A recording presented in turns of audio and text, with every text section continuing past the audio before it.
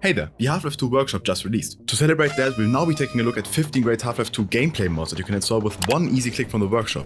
Mods that enhance the visuals or perhaps even gameplay of Half-Life 2 or its episodes. If you want to see a video of me showcasing 15 great campaign mods from the workshop, that is linked in the top right corner and description.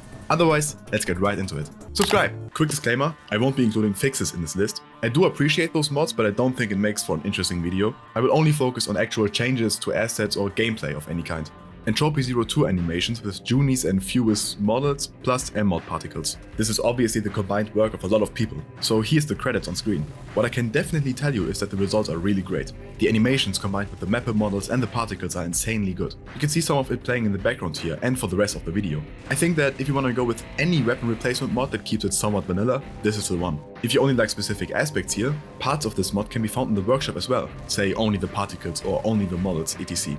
Beta Aesthetics 3.0 Ultimate Edition. Now this one is a full revamp of Half-Life 2. This replaces everything outside of the maps themselves and gives Half-Life 2 the aesthetics it originally had in its beta. The credits are on the side of the screen because it's again a super long list. The only thing that won't work from this is the shaders, which is a significant part of this mod. If you want to make sure that's included as well, you have to follow the Game Banana instructions instead. Perhaps shaders will work on the Half-Life 2 workshop in the future though, so the disclaimer might be outdated if you're watching this in a few months or years. 3D Episode 1 Citadel Model. Have you ever noticed that the Citadel is just a 2D texture in Episode 1?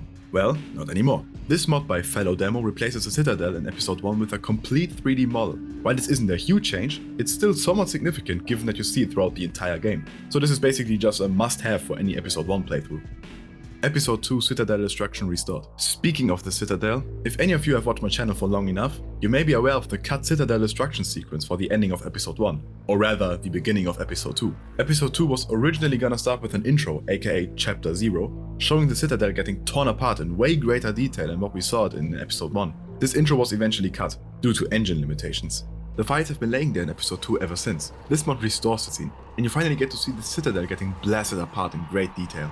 After which Episode 2 will start seamlessly. Refugee style citizens. This mod made by Maytree gives the rebels a more realistic look. They now each have different clothing inspired by the Combine provided uniforms you see them in the beginning of Half-Life 2. This most noticeably includes some blue and beige tops instead of the green ones you'll be used to. This adds some realistic diversity to the game that I felt was missing aesthetically. The green shirts made sense gameplay wise so that you're able to distinguish them better, but looks and world building wise, this is much better. And I doubt anyone will have trouble separating rebels from regular citizens. Jalopy for Gnome. For our first gameplay improvement, this mod by RapOS makes the Gnome achievement in Episode 2 a bit more fair. If you've ever attempted this achievement or perhaps even done it, you know the huge pain of keeping the Gnome through the Jalopy parts of the game. Putting it in the car will have it last in there for a solid 5 seconds at best. Well, this mod fixes that, adding a basket in the collision model of the car, allowing the Gnome to stay put in there. Not that it can still fly out of there thanks to goofy source engine physics shenanigans, but it's a lot more reliable now and makes this achievement fun instead of just a pain in the ass. Episode 2 Winteric Textures. This is another huge overhaul. This mod by Stan Riders changes the entirety of Episode 2 to be set in a winter environment. While I wouldn't recommend this for a first time playthrough, it's definitely a very interesting change up for a replay of it. I mean, look at these environments. Holy.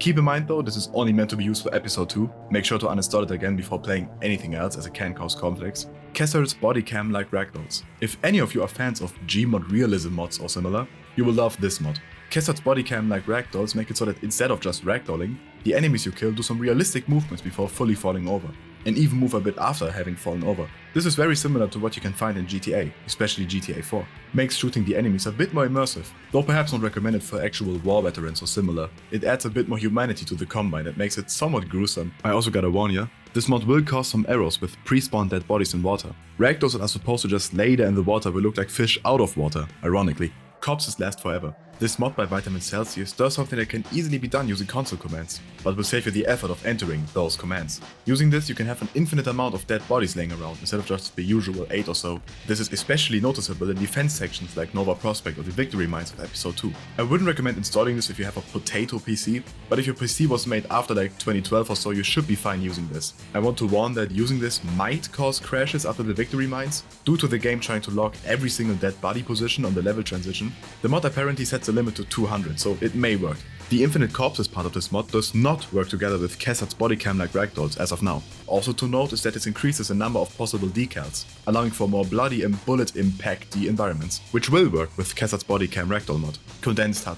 This mod by Spartan277 does exactly what the title entails. It's a HUD redesign focusing on making it more compact. This includes the corner elements but also the weapon HUD if you have fast switching disabled. There isn't much to add to this one. If you like the looks of it, make sure to check it out. It's what you've been seeing in most of this video too. Friendly fire.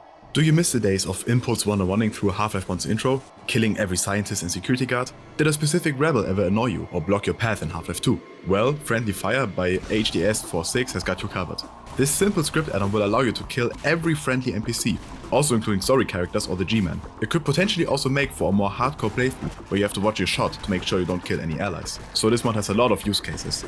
Enhanced City 17 landscape texture. This mod by Strelok586 Studios fixes perhaps one of the least sensical, lowest quality, and at the same time, one of the most important textures in Half-Life 2. The view of City 17 while going after Citadel. In regular Half-Life 2 it looks like a modern city with highways filled with cars for some reason, even though you never see a working car in Half-Life 2 outside of your buggy. Also, of course, it looks like it's a total amount of like 100 pixels across the whole texture, and it's super highly contrasted, making most of it fully black. If I had to guess, this texture is a remnant of the beta, where you were gonna be in very different looking cityscapes. With the new texture, it actually looks more like what City 17 looks like. It's still not perfectly accurate, since it still uses the same real-life location of New York, but it adds a lot more impact to the moment of going after Citadel, and actually makes some distinguishable textures that aren't car lights filling up highways. Seriously, who thought that all those car lights were fitting? Alyx Mods. This one isn't shouting out any specific mod, but instead a suggestion for any of you looking for a higher resolution and a bit more cartoony style textures, specifically those of Half-Life Alyx. If you go to the workshop and enter Half-Life Alyx, you will find a bunch of mods that replace assets of Half-Life 2 and its episodes with those of Half-Life Alyx. I personally don't choose to use any myself, but if I would, I might go for stuff like replacing Alyx and Eli's clothing with those seen in Half-Life Alyx. But it's your choice, of course, so you can just go with whatever other textures and models you like. Restored NPC responses. In this mod made by Alpha, you will get to hear a bunch of NPC dialogue you very most likely have never heard before. While these lines have always been in the files, they went unused in the end. This mod includes lines for citizens when they meet Alyx. Yeah, good to see you. Now, where's Dog?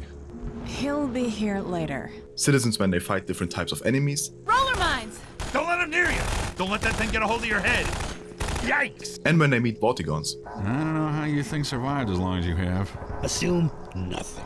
Though the very latter isn't one you'll encounter in Episode 1. Which, it's important to note, this mod is meant to be used in Episode 1 only. Using it in Half-Life 2 and Episode 2 is not intended and will most likely break things. I personally love NPCs in games interacting with one another. And to have this super complex response system from Valve go totally unused in Episode 1 is a huge shame. So to anyone looking to replay Episode 1, I highly recommend installing this one. Crack SFX. The final mod we have is a sound one. This mod is made by Malk. It changes the sounds of bullets flying by the player to more realistic ones, more cracky sounds. In case you aren't aware of the physics, bullets break the sound barrier while flying through the air, causing a small explosion that sounds like a crack. Implementing this in Half-Life, like this mod does, makes for a more realistic experience, and makes sniper and helicopter sections all the more tense. This was my list. Let me know what other mods you know of in the comments, or which one of these is your favorite. Subscribe! Otherwise, thank you for watching.